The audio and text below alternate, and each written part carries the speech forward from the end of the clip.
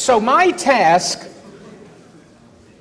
as a part of our panel here today is to reflect from a faculty perspective. How do we, as Holy Cross educators, work with our students? For me to do this, I have to look at three layers, because there are certain things we do because we're a school. There are certain things that we do because we're a Catholic school. And then there are certain things we do because we are Holy Cross schools. And we begin with the baseline that goes all across this country. The concepts, the expectations, the parameters that are defined for us. We are professional. We are professional in working with our students, with our colleagues, with our parents. There is an expectation that we have a certification along with qualification to do the work that we do, to teach whatever it is that we teach. There's basic cognition for the students, and it's the development of skills for each individual in our schools. And to do this, there are varying methods that we can use, and hopefully as teachers, we use a variety of them so we can reach everyone in our classroom. To make sure that we stay on task, there are standards that are defined for us as a baseline of what we do, providing benchmarks as to where we should be going. In the same sense as there are minimums that are expected, minimum essentials, to make sure that even though we can be creative in the classroom, that we are still making sure that all of our students are getting to that baseline. That we are inclusive. No child is left behind in our classrooms in this country. It's about citizenship, teaching our students to be a good citizen in the classroom, a good citizen in the school, in the larger community, in our nation, in the world. And there's the building, which I always found interesting, especially in public schools, where their reference to community wasn't about people, but a place, the building. But of course, the bottom line important thing that we do as teachers is we prepare our students for the next level. Now, as Catholic educators, we begin with that same baseline, but we take it to another level. Basically defined for us, starting in 1972 in an official way through to teach as Jesus did. In Catholic schools, we're able to focus on faith and have prayer in our schools. We're able to focus not only on fact, but on morals and ethics in terms of what's going on in our world. We have the luxury of having a higher level of discipline that we can demand in our Catholic schools. Whereas there tends to be a service component in every school. For the most part, in the public schools, they refer to it as community service. In our Catholic schools, we refer to it as Christian service, adding that spirituality to what we do in service. In Catholic schools, there's the whole element of peace and justice that is a partner to service for us in our schools. In Catholic schools, community is not about a building, it's about people. So there's a connection between teachers and students and teachers and parents. And related to that, there's indeed, we enjoy a partnership in Catholic schools, partnering with the parents who are the primary educators of our children. And of course, that baseline of preparing for the next level. Now, what about in our Holy Cross schools? How do we distinguish ourselves from a Catholic school? Well, we begin with the philosophy of Blessed Moreau. Thankfully, the brothers have passed on these ideas and this basic Holy Cross philosophy through the generations in their work in our schools and in their work in forming the laity. For us in a Holy Cross school, it's about relationships. Not just community, relationships. The relationship between teacher and student, student and student, student and parent, teacher and parent. All of those are important to us. These relationships are built on trust, on honesty. There's no smoke and mirrors. There are no hidden agendas. It's upfront and honest. And that's why there is that basic trust. It's about confidence.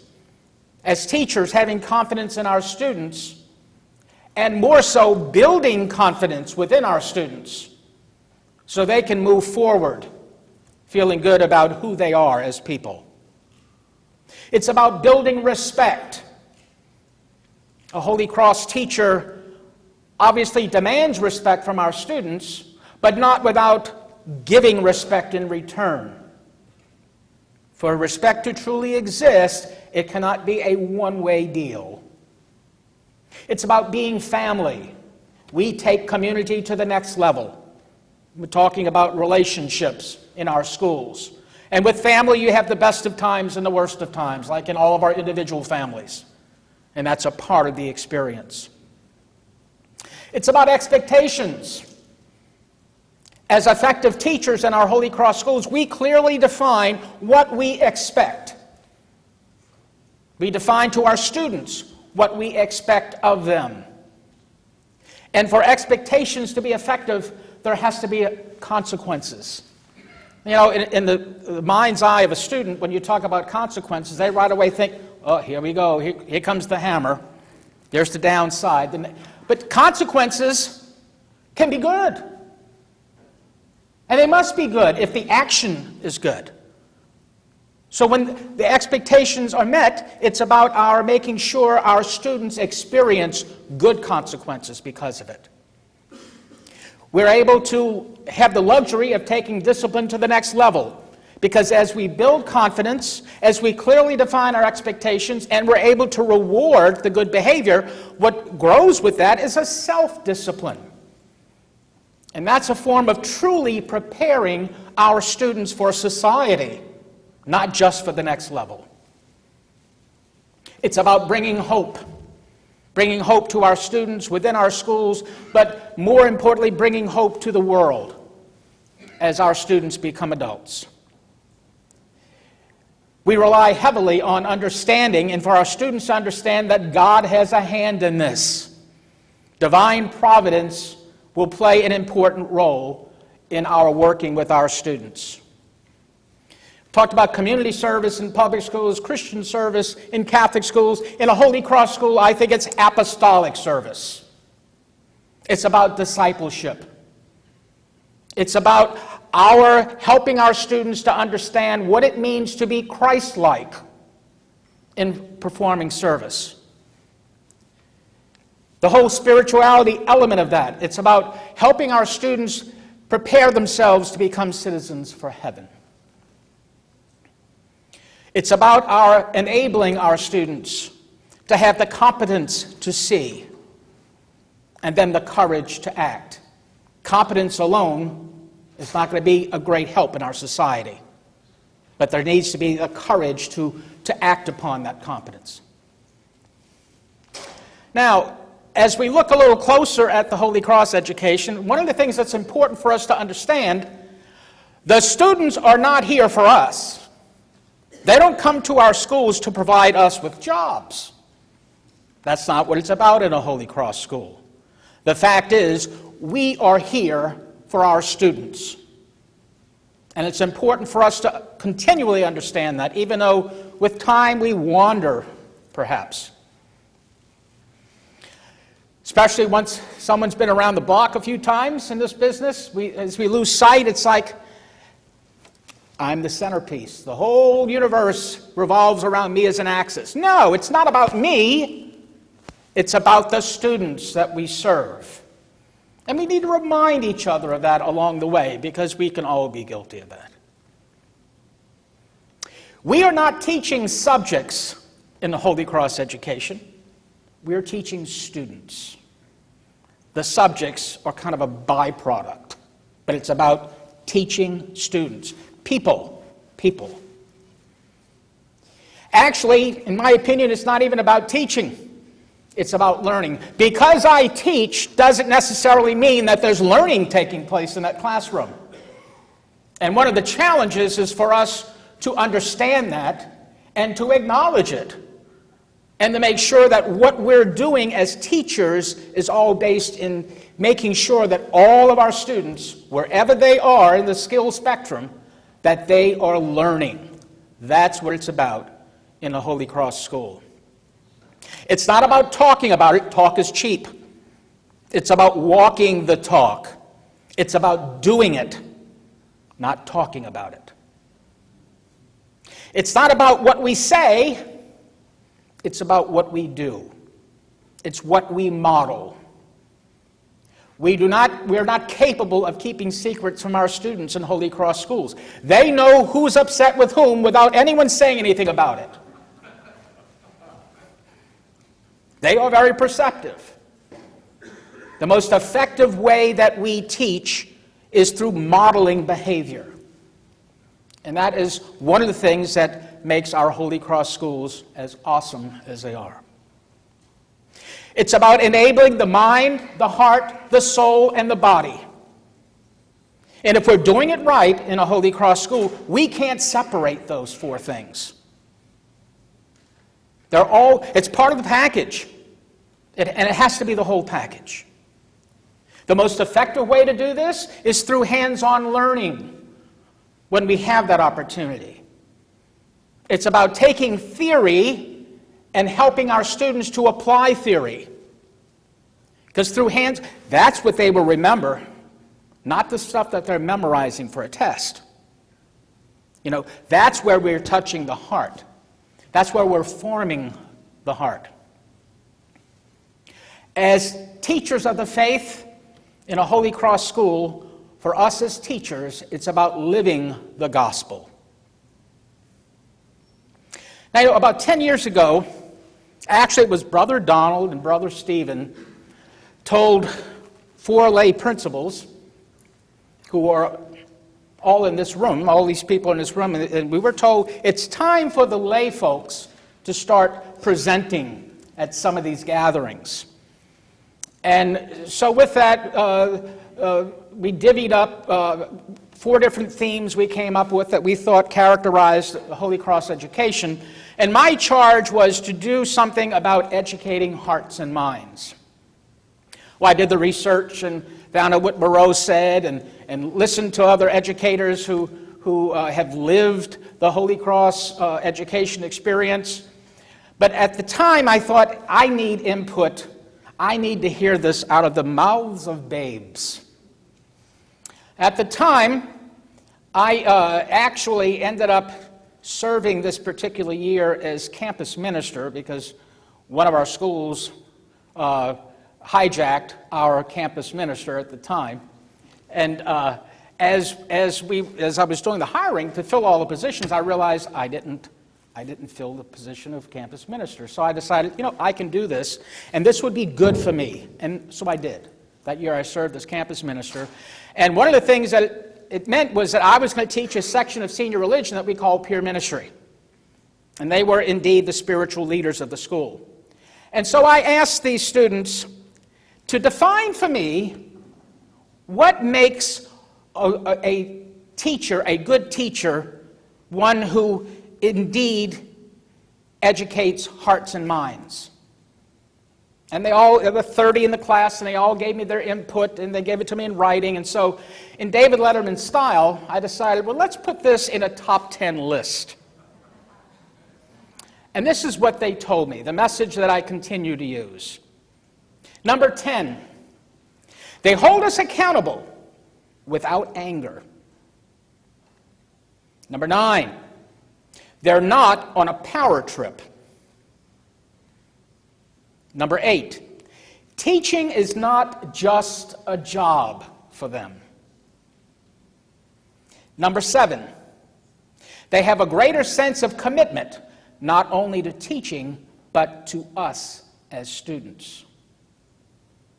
Number 6, they're not afraid to teach more than their subject matter. Number 5, we see them in other places and at functions outside their classrooms. Number 4, they don't want us to miss their class, but also don't want us to miss other experiences either. Number 3, they discuss important things like values and mission without preaching to us. Number 2, they really care about us.